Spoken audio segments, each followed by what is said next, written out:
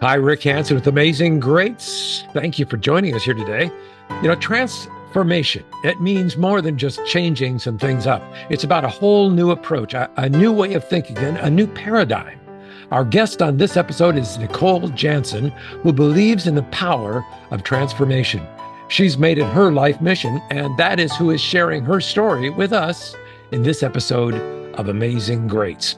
I think you'll be moved by her faith journey and her personal transformation and how she has coached thousands of leaders over the last 30 years.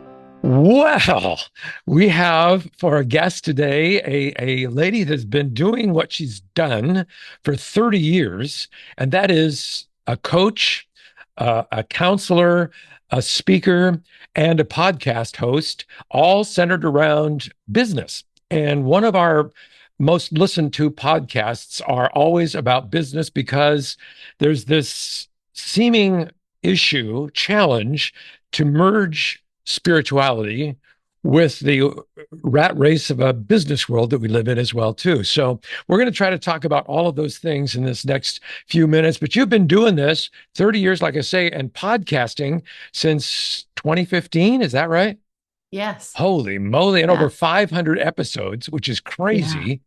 I know what it takes to do a podcast now, and 500 of them is a lot of podcasts. I mean, it's about getting the interview, scheduling the interview, prepping for the interview, editing after the interview, and then finding an audience to present the video or the audio to. So, congratulations on that. Tell me a little bit. So you're a coach and you coach in the area of business. What kinds of businesses have you had an opportunity to help in? Well, first of all, Rick, thank you for having me here. I am excited. I have been watching your episodes and just so inspired by all the stories that have been on this show. And so I'm like, man, I'm intimidated. So anyway, Well, we're but both what am I going to intimidated then. share? But yeah, so no, it's good. It's good. Yeah, so I have been in entrepreneurship like my whole life and now actually over 35 years. But I'm 52 now. I started when I was very young. My parents owned businesses, franchises, then got involved in direct sales. So I dove in there and helped them in their business. And that became very successful. At one point, I ended up partnering with them, and we had business all around the world. I had also started my own business when I was 16 years old, my first official business, Wow. not those things that you do on the side, which I did even before then. And so I just knew I wanted to be in business for myself. And so I didn't know exactly what that looked like. I didn't have any specific like, oh, I want to sell this or I want to create this product. It was more just but the idea of owning a business. And so in the process of figuring out what that was going to look like, I've done a lot of things. And so got a lot of experience in different arenas. And so now as I coach entrepreneurs, I'm able to bring all of that to the table. And so I've worked with small mom and pop businesses. I've also worked with large franchises. Actually, one of my clients was in space exploration. And so Wow. we had a lot of fun with that. We went going back to the moon and excavating all of the resources and fascinating stuff. And so he was actually bringing together these amazing scientists and engineers and putting these workshops together and needed the team in place to be able to working well together to make that possible and also be able to scale the business because he was putting his own money in and you just can't do that for too long Yeah. where you start to run out of money. And so we're just helping him with the business side of it and growing that. So yeah, it was fun, Wow. so I've just all sorts of different businesses. The focus of every single one of those businesses has always been the mission. And when I was growing up, my parents just innately understood that business was about creating value. And they taught, we talked about the mission, the goal, what we were creating. And it was more than money. And so it's always been about that for me. And Well, let's so, start yeah. with your your growing up years. And let's jump, into your faith journey right off the bat, because it always usually starts with some kind of foundation along the way. Did you come from a Christian home? Is that where it started, or not really? Well, I would say yes and no. I mean, they identified as Christian. They also worked 7 days a week. They had the garage business with the gas station, right? So it was open 7 days a week. People would call us on Sunday night and say, "Hey, my car broke down." My dad would go off and help them and so forth. So it was a nonstop thing. My mother was doing, paperwork and stuff. And so I had never actually been to church in sort of like the pre 10, 12 years old, other than going with a friend of mine to mass. In fact, actually, my mother and I were driving down this major road where I'm originally from Toronto, and so it was in Scarborough. And I remember seeing this beautiful building, and it had all the glass, cathedral stained glass, and I was like, oh, that is so beautiful. Do you think one day I'd ever be able to go in that building? And she said, I felt so bad because I didn't even know it was a church. I just was like, this is a gorgeous building and I love architecture. And then she realized, she's like, you know what? We're not really doing a good service to our kids by the lifestyle that we live. And so when we got involved in direct sales, it was very much a faith-based environment. And so when we would go to conferences, they would have a Sunday worship service. And so that's really where my faith journey started, was listening to these amazing speakers, Charles Stanley, all these guys, like live. I mean, it's just amazing. Yeah. Ike Reichhardt and many others. And so when I was 14, I decided one day, we're in this Coliseum, it's like 25, 30,000 people. And I decided that I wanted to go forward. And so I did. I was actually afraid that everybody would be looking at me. I'm 14, like, really, who's looking at me? But I was worried about like what people thought, like, oh, I must be wretched sinner, if I'm giving my life to Christ, kind of thing. But nobody was paying attention. Everybody, but it was just, that was the struggle, and I think we all have that story of whatever that is for different people, but that story of just like giving my life to Christ and saying, you know what, I need a savior. And The classic altar yeah, call. I yeah, love the whole yeah, concept of the altar call, because it is worked for millions and millions of people, where that moment becomes your opportunity to go to the altar and receive Jesus. And yeah. that's very cool. So out of that, there must have been some growth period, finding out what did I just do? What Yeah. is this all about, really? Tell us a little bit about that. We came back to Toronto, looked for a church, and couldn't find a church that was really uh, the same kind of energy and vibe and spirit filled environment that we had found down there. And so we bounced around to a few different ones. And so I actually just started reading the word myself. And I say, okay, God, if this is your word, then show me what it means. And so I just started reading it every day. And then we had in our community, we would have a lot of conversations and so forth. And I actually thought that my faith was quite strong. I thought that it's like, I got this, right? Like, God, we're in this together. But it's only when you go through difficult seasons that you really know the basis on which your faith is founded. Isn't that the And truth? So do you have a difficult time yeah. that was prominent in your growth? Well, yeah, I mean, I'll just fast forward. So I was in my mid 20s, and my parents and I had kind of gone all in their business, and we had grown this business. It was an 8-figure business in the early to mid 90s. And I thought that's what I was going to do for the rest of my life. We poured our life into it 7 days a week, like I said, and just poured our life into it. And through a series of events and people that we had been in business with that got very greedy and power hungry and all of that, the whole thing fell apart and we lost everything. I watched Mm. my parents. That was the second time I watched my parents lose everything. The first time when I was I was 11, 12 years old. And that's a whole other conversation. But um, when this happened, it was not just the financial aspect of it, it was the relationships. it was literally, pouring decades into something that, that I thought that was what I was going to do the rest of my life. And so when that fell apart, I really, I really sought God and saying, like, hey, you know what? We're good people. Like, why did this happen? That was the Mm. question. It's like, why did this happen to us? I mean, sure, I had it in business. When you struggle in business, I thought, I'm going to start my business at 16. I'll be a multimillionaire by the time I'm 18, 20, like all that. When that didn't happen, I had that question too, right? Of like, why is this not going faster? But at that moment, in watching my parents go through that again at an older age, really was a pivotal moment for me. And then fast forward later on, so I worked through that, and I just was like, God, you got to walk me through this. You got to walk us through this, in terms of like, what do I do now? I literally put all my eggs in one basket, and that basket just broke and all the eggs broke. What do I do now? And he walked me through that process, really extracting all of the lessons. And that's where the coaching, because I had been informally coaching for years for our team, but now turning that into a formally into a training and development company. The next level of my faith was even just like 10-ish years ago, when I got married. I had another business that I had bought, a franchise. It fell apart.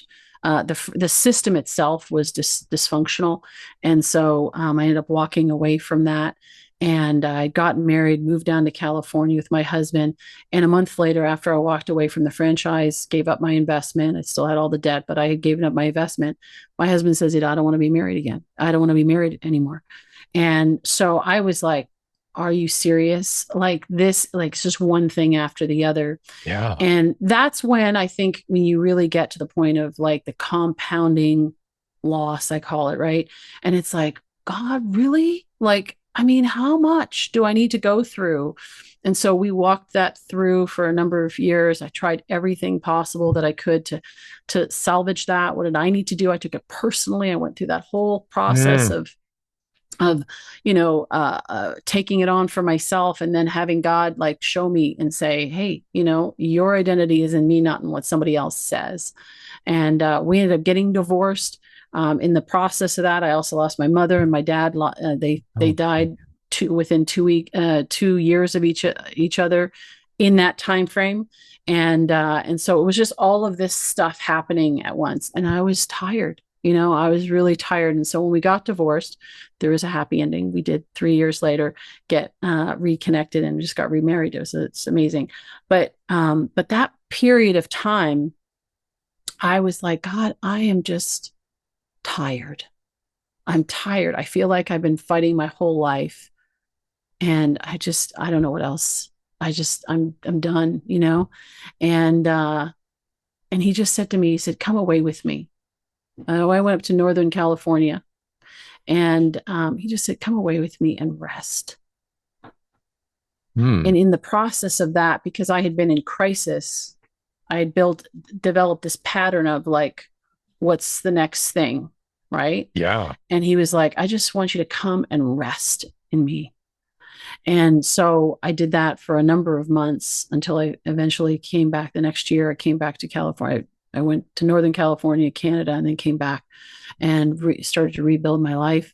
And like I said, 3 years ago, my husband came back and said, "Hey, I'm ready to do this thing." That was a whole other conversation. We can get into that, but that's all by God's grace that all that was happening. But all of that, the common denominator was God working in my heart to go from the performance mindset of doing, and my identity is in what I can accomplish, Right. in how much we can amass and all of that. And he's going, it's not about any of that stuff. It's about your relationship with me, who you are. You are who I say that you are, Yeah. and not who the world says you are. And so that process of losing, again, everything, and even family, like I don't have a big family, so it's like that's it. I got my brother left and his family, but and really having nothing, leaving the home and just being like, okay, where do I go? I don't know. um he just was saying to me, he's like, you think you've lost everything, right? But you have me, so you haven't, this is what's most important. And I remember journeying and saying at one point, saying, like, wow, God, it really is you and me on this journey called life. It really is you and me. And so where are we going? What are we doing? You know? I love that. Lose yourself to me, basically, Yeah. is the message. And sometimes when things are going well and you think you know where you're supposed to go, you kind of ignore that until he makes it, pretty obvious, right? Yeah, yeah. Yeah. Yeah. I love that story. That is Yeah. incredible. Every time I say I've got this, God's like, girl, you let me tell you what you got. Pride. So we got to deal with that. But Yeah. and Wow. So you are remarried and things are yes, good things are with good. regard to that. Yeah. Life is good, business is good, and it's Yeah. all thanks to your really losing yourself and Yeah. giving it up to God. That's Yeah. incredible. That's wonderful. So it's rebuilding. God has been rebuilding me on a on a on a better foundation of that identity. And so the podcast, you mentioned in the beginning about the podcast. So 2015, I'm in the midst of this. My husband's just moved out. We were living separately in the same place for a while and trying to work that out. He had just moved out. I mean, everything was just falling apart all around me. And one morning he woke me up. It was like 4:30 in the morning. And I had been praying. I'm like, God, what do I do? I am so emotionally drained. I don't think I can, create content and do all the things that normally coaches do, right? Yeah. And he woke me up. It was 4:30 in the morning on a Saturday morning, and he said, "You're going to do a podcast, and it's going to be called The Leaders of Transformation. You're going to interview difference makers and world changers. Go." And I was like, "The what? What are we doing?" And I said, "When am I doing this?" He said, "Now." I mean, I was like, "So like now, or like business plan, marketing strategy now?" He says, "Now." So I got up, I called somebody that I knew who had done some, podcasting. I said, "What do I need to know about this podcasting?" He's 4 hours ahead, so he was awake. And we were live 3 weeks later. And I said, "God, if this is your idea, then you're going to make it happen, and I may not be able to create my own content, but I can interview great people." And what a blessing that was, because in the process of that, environment is so important, right? Association, who we hang out with. And so I was here in LA by myself, and just feeling just all sorts of, all the chaos around me.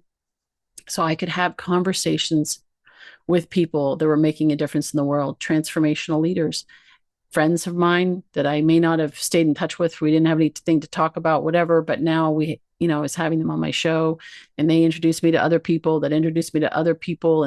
And it was like a lifeline, Yeah. so it's just amazing. And their stories that you're sharing with the world became powerful for your personal journey as well, I'm sure, right? Because Yes. that's the same way with me. When I started Yeah. the podcast, one of the greatest gifts of doing this is talking to people like yourself and other Mm, people who just load you up with wonderful, positive Christian power, yeah. and it's fuel. It is totally fuel. So that is Yeah. fantastic, wonderful. Because when we originally connected, I had no idea about your story. So this story is just phenomenal. It's wonderful. When Mm. you get a word from God, how do you get that? I mean, some people question, is it they actually audio? Or is it there audio there, or is it a thought, or is it a feeling, or can you explain what happens with you? Yeah, I think everybody's different. I mean, God can talk through all sorts of things, right? And he can even speak to me through movies, and I'll be like, that one was for me. Okay, got it. you know, but for me, most of the time, it's almost like it's not a voice, like I hear a loud, voice or whatever. It is kind of like an inner voice, and it's a knowing. I just recognize it as he's just speaking to me internally. We all have little voices. I remember one of my mentors used to say, we all have that little voice, that one that's saying, "Oh, what little voice? I don't have a little voice." That one, that's the little voice in our head. But there's God's voice, there's the enemy's voice, and then there's our voice, right? And so it's differentiating between them. And when God speaks to me, I mean, he has spoken some pretty powerful things to me at one point he told me, I was like, what do I do with my husband? I mean, he doesn't want to be with me. He tells me he'll never love me, all the things, and he's messing around and doing all the stuff. And he just said, love your husband. I'm like, well, how am I supposed to do that? And so, and at one point I think he talks to all of us in the way that we need to be spoken to. Like, so based on my personality, right? There are times where I've been like, oh, okay, God, yeah. So I know you want me to take the Sabbath day, right? Because 7 days a week is how I grew up. So I know you want me to take the Sabbath day. And he's like, I'm sorry, time out. I don't need you to take the Sabbath day. You need the Sabbath day. And I'm like, oh, wow. So he'll speak to me in that, inner voice. And if it's always loving, it's convicting sometimes, but it's not condemning. And whereas when I hear the voice of the enemy, it is usually very fear based. It's condemning. It is limiting. It is criticizing me on what I shouldn't do or what I have, blaming or whatever, pointing fingers. Or it is actually, you need to do this like right now. Like I'm sure you've been to seminars and they do the back of the room promotion and they're like, run to the back of the room and buy this thing. And it's like, oh my God, I've had clients call me and go, yeah, but it's such a good deal. It's like, just calm down, right? Like, Yeah. pray about it. And if it's not a good deal tomorrow, then it's probably not a good deal. So, it's really do you have that time, even if it's a momentary thing, it's just that time to be able to pray into it, to say, God, is this what you want me to do? And to have the peace inside to know when you're hearing from him. And because when we're all excited, we're just trying to rush into something. And those are the decisions that whenever I've done that, high emotion, low intelligence, it's kind of goes hand in hand. When I've done that, I've always made foolish decisions. And so it's different. It's been a process for me to differentiate that. God speaks to me, there's peace. When the enemy speaks to me, there's always an anxiety, there's always a tension, a fear of missing out. I have to do something right.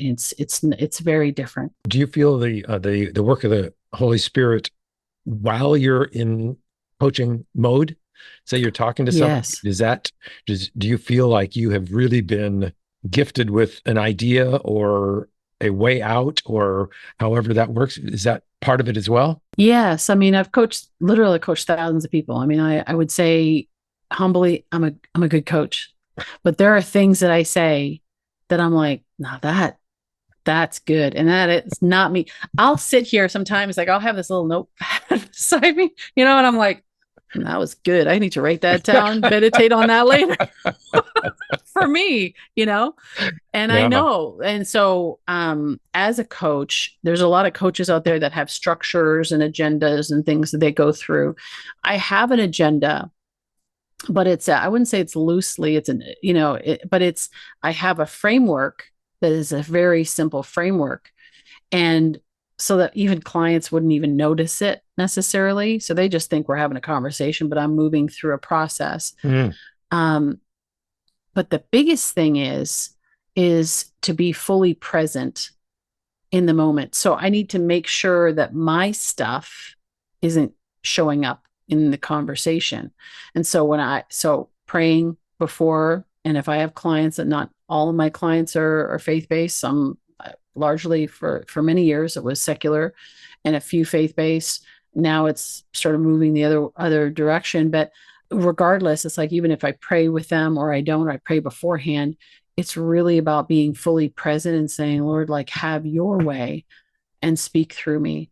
And so I'm listening. And I mean, it takes a lot of energy, like to just really focus on what's actually happening, what they're saying, what they're not saying, and Mm. what God is speaking to me. And I did. I had one client. She was a former Goldman Sachs VP and all this, and she kept reminding me how amazing she was. She's really sweet. She's like, I'm a subject matter expert. I'm like, okay, got it. You've told me that like 17 times.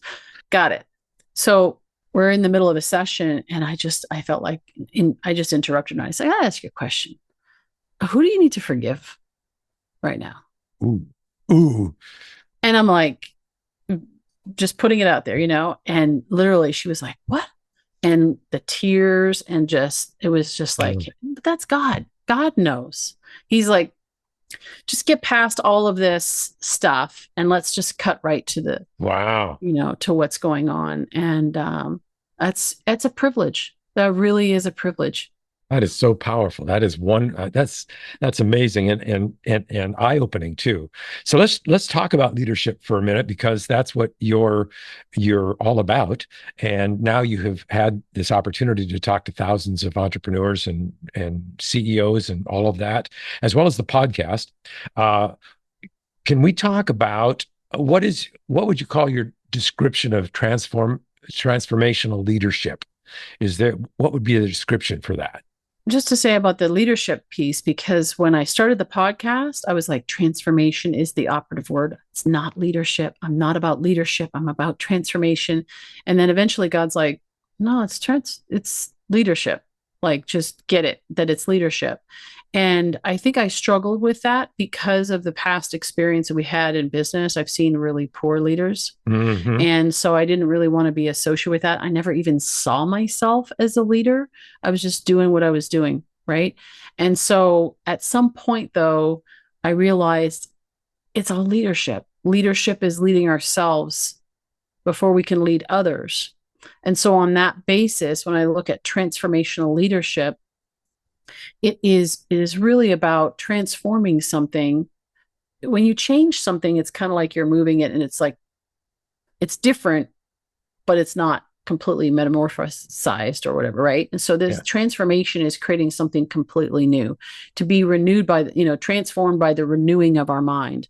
We to be transformed. It's a whole new way of thinking. It's Mm. not just a slightly different, it's a whole new way of thinking. And so as leaders, it's important that we are transforming ourselves, but that we're also creating the environment for people around us to be transformed by the renewing of their mind. How do they see themselves? How do they see what they're capable of, their giftings, their strength? And I believe that leadership is yes, casting a vision and all of that, but it's really about creating that environment where people can be the best version, that the best version of them can show up. So let's talk about the leadership characteristics. So now that you have an opportunity to work with and observe leaders, what would be if I were to ask you, like, what are three of the characteristics of successful leaders that stand out to you? Yeah, I think one of the first ones is you got to have vision, right? I mean, if you're not going anywhere, or you're just wandering around aimlessly, then you're not leading. You're not leading yourself, and you're not leading others, right? So the Bible says, that without vision, the people perish. So that's first and foremost. I think the second thing is that you need a certain amount of empathy, right? So there's power and empathy, right? There's you need the obviously there's the authority. Hey, we're going this direction, but there's also empathy and recognizing and loving on people, and that's one of the things that I started out when I launched my business, was teaching personality dynamics, because it's like, to understand, every business is a people business, so you need to understand people and understand that people are not always going to think the way that you think. Number three, I would say, is consistency. You need to be okay. So competence, all of those things are important, but consistent. You need to be consistent. They need to be able to trust you, that they can count on you. If Hmm. you are wavering all over the place, or looking to serve, whatever people group or whatever it is, you're always changing, then I can't trust them, right? I Hmm. can't I can't trust them. So that's what I would say. Vision, empathy, and consistency. I mean, there's Perfect. others, but yeah, those would be, Yeah, yeah. yeah. And what about the biggest mistakes that you see in, is it the lack of those three, basically? Or is there something else I that's more obvious? well, I think one of the things I see a lack of, it was interesting. I had a guest on my show, and I forget who it was, um, but he wrote a book called that he wrote a book on leadership, and he said that 70%, and this is a secular book, secular, he's not a believer, Um, but even so, he said 70% of C-suite leaders do not know their identity or their purpose. 70%. And I thought, well, how the heck are you going to lead others in creating and understanding that for themselves if you don't understand that. And I think what they lack is they lack self-awareness. Uh, So a lot of leaders will say, I'm a good leader. yeah. I've had leaders tell me that, saying, well, I'm a good leader. I'm like, well, so would it be all right if we like verify that? Like, let's ask a few people. Yeah. Oh, they don't think the same thing. So lack of self-awareness is one. I think the other thing is that leaders don't take time because I'm so busy, busy, busy, busy. I'm so important. I have so many things to do, and legitimately, many of them do, right? And so that's valid, but you need that quiet time. You need that as a faith-based leader. You absolutely need that time of intimacy with the Lord. You need to go to the source and get refilled up so that you're operating from overflow and not from empty, right? And being depleted. And so you have enough to give. Leadership requires energy. It requires having something. You've got to have something to give. And when you don't, as a leader, then you start getting irritable, then you start lacking the vision because you haven't connected to, God, who is the vision maker, right? And you don't have the empathy anymore because you're tired. So now you're more into self-interest, right? My self-preservation, survival. And you're more likely also to not have the consistency either because you're like making quick decisions and reacting. I can see where this works well with your Christian-based leaders. What happens, and you do both, you do secular leaders as well. How do those conversations, how do you get that feeling across those conversations go, minus the faith aspect? Yeah. I mean, I just talk about the principle, right? I don't need to mention that it's from this scripture or that scripture, but it's like, look, I can say, if without a vision, people perish. It is a proverb. I will say, or whatever. I'll say that sometimes. I'll just say, look, if you don't have a vision, then your people don't know where to go. They don't know. They don't have purpose, right? So we have to have somewhere we're moving anything. Like if I'm taking a trip, and I'll use that analogy sometimes. Like, look, if I'm going from LA to Florida, well, first of all, I got to know that I'm driving to Florida, right? Like if I'm like, oh, we're just going out for a drive, so I'll use different analogies like that. Yeah, yeah. Life experience, different examples to help them get the point.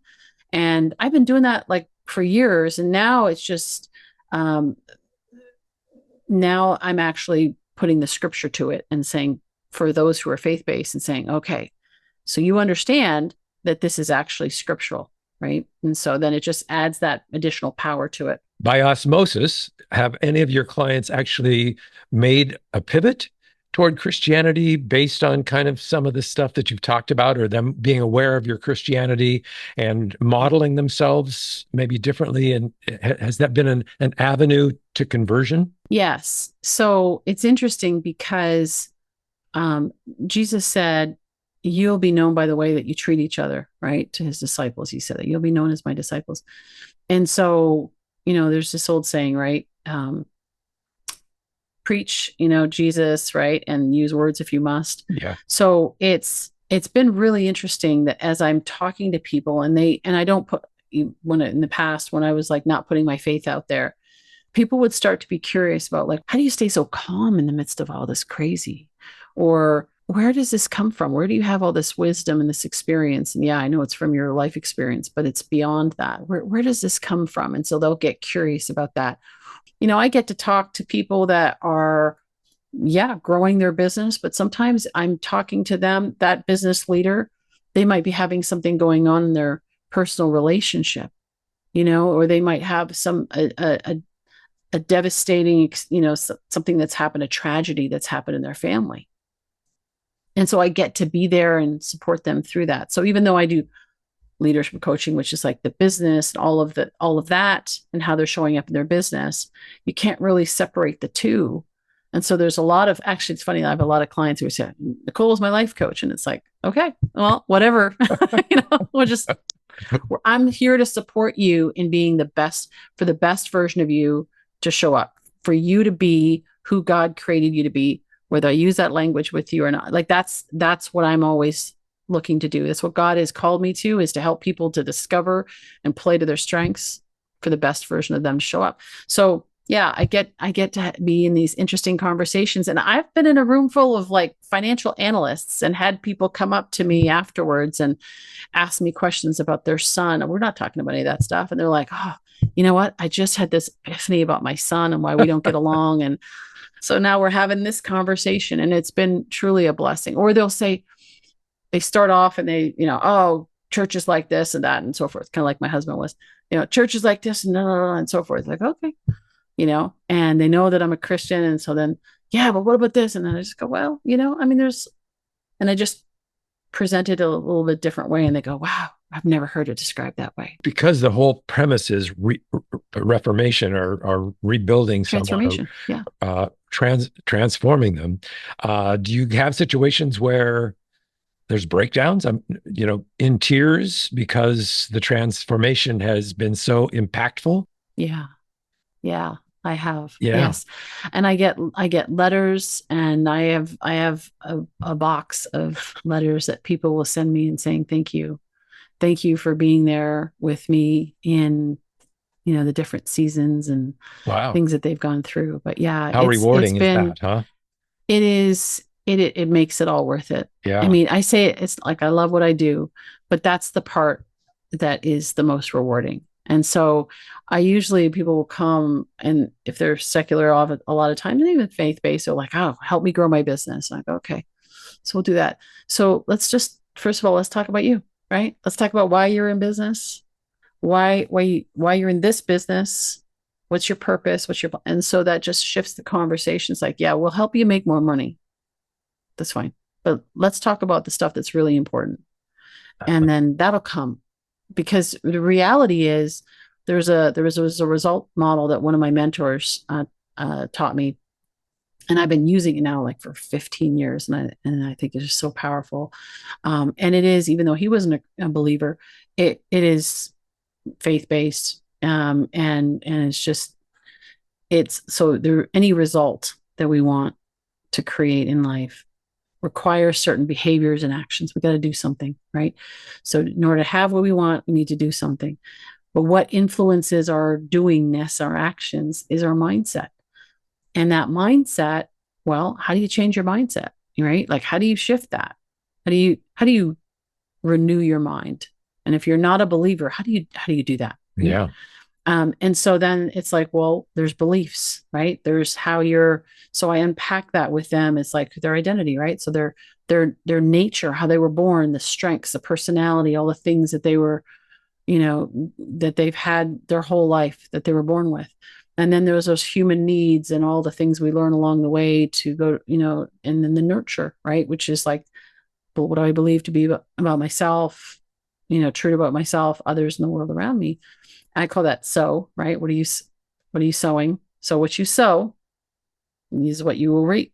Yeah. And so it's like a container.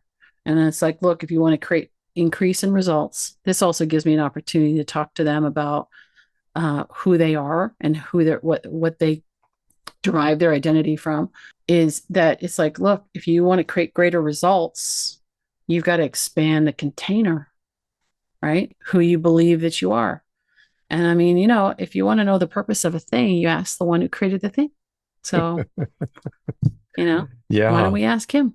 A CEO lands a job in a new corporation that is not profitable, toxic environment, just backbiting.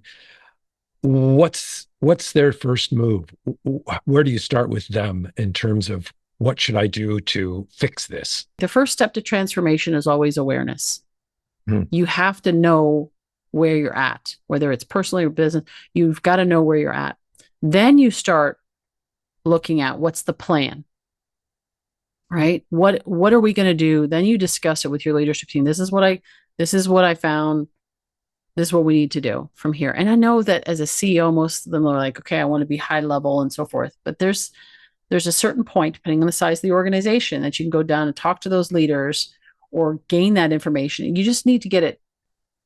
You need to get the truth, right? It's the truth that sets us free. You need to get the truth.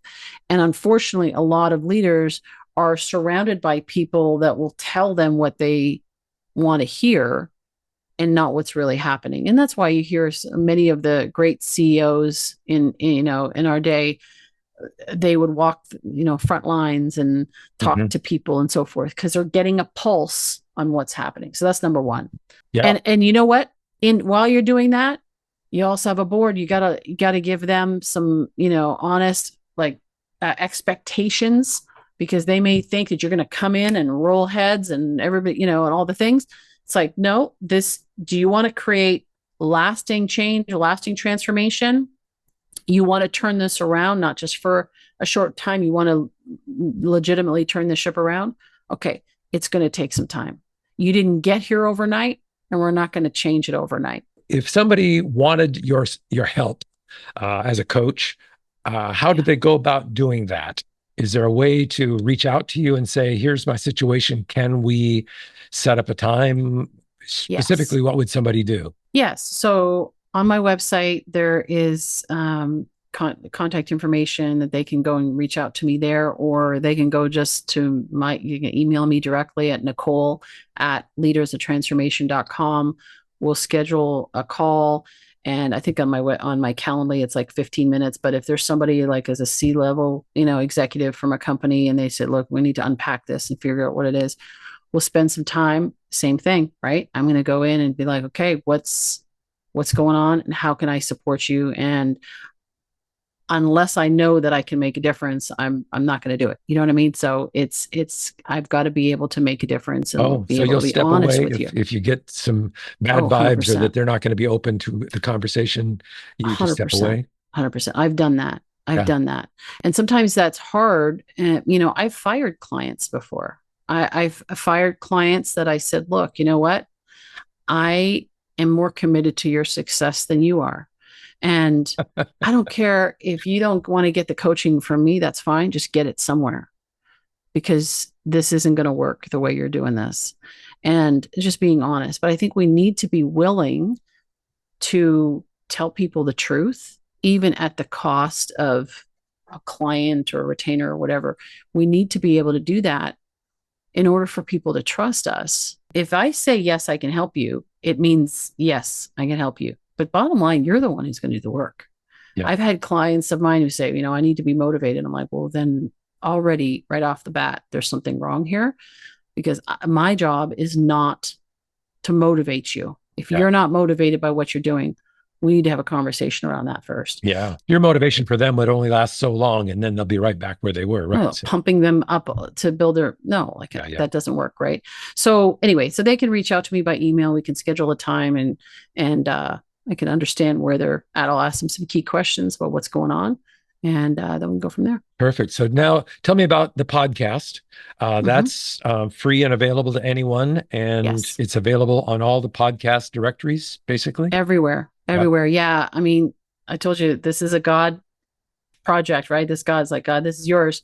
So we've been very blessed. It's on all of the major platforms. It's a top 1.5% podcast globally, listeners in 140 countries. And literally that was all God. Yeah. So yeah. Yeah. It's anywhere, if you type in Leaders of Transformation anywhere, you go to the website, there's over 500 episodes, amazing guests.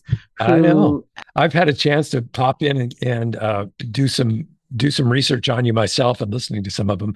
The one of which was very interesting and fun. You briefly touched on it. There's two things I want to touch on before we leave, but we are running out of time, I recognize. But this was the guy, and I can't remember his name, but he was the one who was offering up characteristics of a good leader as it relates to the presidential election. No. And I know you were desperately He's not a believer. Yeah. Oh, he's a non-believer? I didn't know that. He's not a believer.